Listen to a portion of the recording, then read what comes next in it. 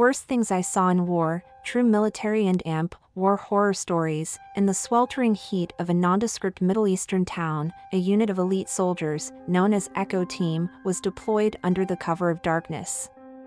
The team, led by Captain James Erickson, was tasked with a high-risk mission to capture a notorious warlord accused of heinous war crimes. The town, once vibrant and bustling, now lay in ruins, a ghost of its former self, marred by the scars of war. The mission commenced under an ominous crescent moon. As Echo Team silently moved through the narrow, debris-littered streets, the silence was punctuated only by the distant echoes of warfare and their own measured footsteps. Their target was located in an old government building at the town's edge, which intelligence reports suggested was being used as the warlord's base of operations. As they approached the building, the air was thick with tension. Suddenly, the ground shook violently underfoot, an explosion nearby. Instinctively, the team took cover, hearts racing as dust and smoke billowed around them. When the dust settled, they found themselves unscathed, but the explosion was a clear sign that their presence was known. Continuing their approach, Captain Erickson signaled his team to split up, entering the building from different points to maximize their chances of securing the target. As James and his subgroup, consisting of Sergeant Lewis and Private Connors, made their way through a side entrance, they were met with an eerie silence that belied the recent chaos. Inside, the building was a labyrinth of hallways and rooms, each corner promising potential danger. Their night vision goggles cast an otherworldly green glow, revealing the grim reality of their surroundings, walls pocked with bullet holes and floors strewn with the remnants of a hasty evacuation. As they cleared each room, the stories of the warlord's brutalities whispered through the cracked walls. Civilians and soldiers alike had been subjected to unthinkable horrors here. It was in a small, dimly lit room that Echo Team came across the first grim sign of recent atrocities, a makeshift torture chamber, complete with blood-stained tools and chains hanging from the ceiling. The air was thick with the stench of death and decay. Shaken but resolute, they continued, each step taking them deeper into the heart of darkness. It was Sergeant Lewis who first heard the faint cries. Following the sound, they discovered a hidden basement beneath the building. Inside, they found civilians, men, women, and children, imprisoned in cages like animals. Their eyes, wide with fear, bore silent testimony to the horrors they had endured. The rescue of the civilians was swift, but the mission was far from over. The warlord was still at large, and now aware of Echo Team's presence. As they prepared to move deeper into the building, a sudden realization struck Captain Erickson. This was no ordinary military operation. They had stumbled upon a den of supernatural horror. The walls seemed to pulsate with a life of their own, and shadows moved independently of their sources. The air grew colder, and the dim lights flickered as if struggling against an unseen force. The team, trained for combat and survival, found themselves facing an enemy they had never anticipated. As they ascended to the upper floors, the building seemed to react, with doors slamming shut and inexplicable sounds filling the air. Whispers of the dead and the damned echoed through the halls, telling tales of sorrow and begging for release from their eternal torment. In a large, ornate room, they finally confronted the warlord, a man who seemed less human and more a manifestation of war itself. His eyes, hollow and unseeing, stared through them as if peering into their very souls. The confrontation was brief but intense, with gunfire and shouts piercing the supernatural silence. However, as the warlord fell, the building's ominous energies did not dissipate but grew stronger. The walls began to bleed, and the shadows twisted into grotesque shapes, threatening to engulf them in darkness. Captain Erickson realized that they were dealing with something far beyond the scope of their mission, a malevolent force unleashed by the atrocities committed within these walls. With the warlord dead, they needed to evacuate immediately, but as they turned to leave, the building seemed to warp and shift, disorienting them and blocking their paths with debris. Each corridor turned into a maze, and every exit seemed to lead them further into the depths of the building. As the story draws to a close, Echo Team, led by Captain Erickson, finds themselves trapped in a haunted war zone, their escape routes obscured by the building's malevolent intent. The horrors they witnessed are etched into their minds, and the true nature of their enemy, both human and supernatural, threatens their very sanity. The story leaves off with Echo Team radioing for extraction, desperately seeking a way out, but as they wait for a response, the shadows around them grow denser, more aggressive, and an ominous whispering fills the air. The building itself seems to pulsate with a sinister life, its very structure contorting and creaking as if in pain. As the radio crackles to life with a distant voice promising extraction, the connection breaks and plunges them back into a terrifying silence. Captain Erickson, his face set in grim determination, leads his team through the increasingly hostile environment. The walls, slick with unexplained moisture, seem to close in on them. Floorboards groan underfoot, each step a perilous venture into unknown horrors. The air grows colder, breaths visible in the beam of their flashlights, which flicker sporadically as if being drained by the darkness itself. The team encounters increasingly disturbing phenomena. Mirrors hang on the walls, not shattered by the conflict outside but intact and oddly pristine. However, the reflections shown are twisted and distorted, not mirroring their true forms but revealing ghastly versions of themselves, faces marred by deep, dark eyes, mouths twisted in silent screams. Despite the urge to look away, there's a mesmerizing quality to these reflections, as if they are showing not just possible forms, but their deepest fears and horrors made manifest. Sergeant Lewis, usually unshakable, murmurs under his breath about eyes watching from the shadows, voices whispering his name. Private Connors, the youngest and most impressionable of the group, clutches his rifle tightly, jumping at every sound. The psychological strain is palpable, each man grappling with his own creeping dread. As they delve deeper into the building, they come across a room that seems out of place, a library, its shelves stocked with ancient tomes, the air thick with the must of old paper and decay. The books, bound in strange leathers and inscribed with unfamiliar scripts, seem to hum with an unspoken power. Erickson, compelled by a force he doesn't understand, reaches out to touch one of the books. As his fingers brush the spine, the room shudders violently, and a wind whips through the shelves, pages fluttering wildly as if screaming in pain. The team hastily retreats from the library, but the episode leaves them shaken. It's clear that whatever haunts this place is linked to more than just the warlord's deeds. It's ancient, a corruption seated deep within the very ground on which the building stands. As they continue, the building seems to rearrange itself, corridors twisting into impossible geometries, stairs leading nowhere. The team feels increasingly isolated, each turn taking them further from salvation.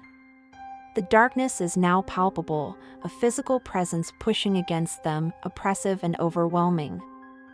Whispers fill the air, growing louder, a cacophony of voices that are neither human nor comprehensible but filled with malice. Shadows flicker at the edge of their vision, forms half-glimpsed, not fully real but undeniably present, figures of soldiers long dead, victims of the warlord's brutality, their eyes hollow with despair and accusation.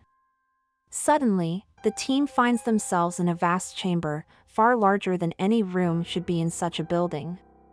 The ceiling arches high above, lost in shadow, and at the center stands a dais with an altar. The air here is cooler, and the voices whisper one word with urgent malevolence: approach. Captain Erickson, despite every instinct screaming against it, steps forward, his team close behind. The altar is covered in dark stains, old blood etched into its stone. As they watch, a shadowy figure materializes, more solid than the others, its features obscured by a tattered military uniform, eyes glowing with a baleful light. It speaks in a language they don't understand, yet the intent is clear: anger, hatred, a thirst for vengeance against all who have desecrated this place. The figure points to the altar, and then to the team, a clear demand. Erickson feels a pull, an inexplicable urge to comply, but resists. He orders his team to retreat, but the way they came is gone, replaced by solid walls. Trapped, they face the spectral figure as it grows in power, the air around it shimmering with dark energy. As they brace for a confrontation, the sound of helicopter blades becomes faintly audible above the supernatural tumult.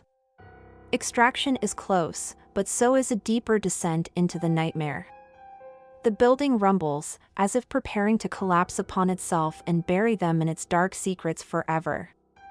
The story pauses here, with Echo Team caught between the promise of rescue and the escalating supernatural threat, their fate hanging in an uneasy balance amidst the horrors of war and beyond. The spectral figure, now nearly tangible in its menacing presence, advances towards Echo Team with a slow, deliberate malice. Each step it takes leaves a chilling wave in the air, distorting reality around it. The walls of the chamber seem to breathe, inhaling deeply as if feeding on the team's growing terror. Captain Erickson, his resolve hardened against the unearthly threat, signals his team to prepare for an engagement of a different kind, a battle not just for their lives, but for their very souls. They set up a defensive perimeter around the dais, their weapons seemingly inadequate against such a foe, but their military training provides a sliver of hope, a structure amid chaos. The entity speaks again, its voice a cacophony of whispers that fill the chamber like a chilling wind. The words are indecipherable, but their intent cuts through resentment for the intrusion, a vengeful delight in the fear it instigates. Erickson tries to communicate, shouting over the din of the haunting whispers, asking what it wants, declaring their intent was only to stop the warlord's reign of terror. In response, the figure pauses, its glowing eyes narrowing. The air vibrates with the weight of its contemplation, and then, surprisingly, it shifts its approach. The temperature drops further, a cold so intense it feels as though it could freeze the very marrow in their bones. Instead of advancing further, the figure gestures towards the walls of the chamber, which begin to shimmer and fade, revealing scenes of horrific battles past, soldiers from different eras, trapped in their final, gruesome moments, their pain and anger palpable, echoing through time. This psychic onslaught overwhelms Echo Team. Each member is caught in his own private horror, visions of past regrets, friends lost in battle, and the worst moments of their lives replayed with vivid, cruel clarity. The supernatural entity feeds off their emotional turmoil, growing clearer and more formidable with each passing moment. Despite the mental barrage, Sergeant Lewis, through sheer will, breaks free from his visions. He sees his team struggling, each man ensnared in his own nightmarish loop. With a rallying cry, he attempts to refocus their attention, reminding them of their duty and their bond as soldiers. One by one, they snap out of their trances, shaken but now burning with a renewed, desperate determination. They realize that traditional weaponry is ineffective against such an entity. Instead, they begin to focus on the psychological warfare being waged against them. Captain Erickson, drawing on unspoken strategies, starts to orchestrate a plan that uses their collective willpower and the strong emotional bonds of the team to create a kind of shield, a mental barricade against the horrors being used to sap their strength. As they enact this plan, the entity, sensing the shift in tactics, escalates its assault, the visions becoming more intense, more personal. The walls of the room bleed shadows that creep towards the team, attempting to smother their resolve in physical darkness. Outside, the sound of the approaching helicopter grows louder, a beacon of hope amidst the encroaching gloom. Yet, with every moment that rescue seems within reach, the entity's efforts to keep them there intensify. The room shakes violently, pieces of the ceiling begin to crumble, and a deep crack splits the floor, emitting a blinding light that seems to pulse with malevolent energy. Erickson realizes that their very presence has disturbed something ancient, a force tied not only to the warlord's atrocities but to the ground itself, cursed by centuries of conflict and bloodshed. This realization steels his resolve further. He knows that their fight is not just to escape, but to somehow appease or seal away this vengeful spirit. As the story pauses once again, Echo Team, surrounded by the ruins of the chamber, stands united, their mental barriers just holding against the dark tide. The helicopter is almost there, its lights visible through the cracks in the crumbling walls. But the entity prepares for one final, devastating assault, drawing upon the energy of the land itself, a land scarred by countless wars. The outcome hangs in balance, the air crackling with the impending clash of wills, as Echo Team braces to confront the heart of the haunted battleground. As the helicopter's lights flicker through the fractures in the decaying walls, the spectral entity prepares its final assault, drawing deep from the blood-soaked earth, channeling centuries of violence and despair. The chamber vibrates, stones falling like heavy raindrops, a symphony of destruction playing to the rhythm of impending doom. Captain Erickson, seeing the encroaching danger, shouts orders, trying to marshal his team's flagging spirits. They form a tighter circle around the dais, each man's resolve acting as a bastion against the swelling darkness. Their combined strength creates a palpable energy field, a shimmering barrier of collective willpower. The entity, now a towering figure of shadows and malevolent light, stretches its form to imposing heights, its features a blur of tormented souls it has consumed over the ages. It bellows in a chorus of anguished voices, the sound piercing the soldiers' minds like shards of glass. As it advances, the ground beneath Echo Team cracks open, exposing an abyssal glow that seems to pull at their very essence. Sergeant Lewis, acting on a desperate intuition, grabs one of the ancient tomes from the library shelf that had earlier shaken so violently. He opens it to a random page, the strange script pulsating as if alive. With a defiant cry, he throws the book into the heart of the entity. The effect is instantaneous and electrifying. The script glows blindingly bright, illuminating the chamber with a pure, harsh light. The entity recoils as if struck by a physical blow, its form dissipating momentarily, revealing a glimpse of the world beyond, a peaceful, untouched landscape, starkly contrasting with the chaos inside. Encouraged but exhausted, Echo Team pushes forward, their mental barriers strengthened by the sight. Captain Erickson leads the charge, his voice rallying his men, "Hold the line, hold it for home." The walls of the chamber begin to crumble more rapidly, the reality of the building failing to contain the unleashed energies. The entity, writhing in the radiant light of the ancient script, gathers itself for a final, desperate attack. It surges forward, a tsunami of darkness, its very presence threatening to extinguish the light of the men's souls. But as it moves to overwhelm them, the helicopter descends, its downdrafted gale-force wind, the mechanical roar battling the spectral wails. Pilot over the comm, his voice a lifeline, "Echo Team, we're here. Make it out now." With the last of their energy, the team lunges towards the light of the open helicopter door, each step a battle against the pulling darkness. The entity, sensing its prey escaping, lashes out, tendrils of shadow snatching at their heels. Private Connors, the last in line, feels a cold grip around his ankle. He falls, his face a mask of terror as he's slowly dragged back to the altar.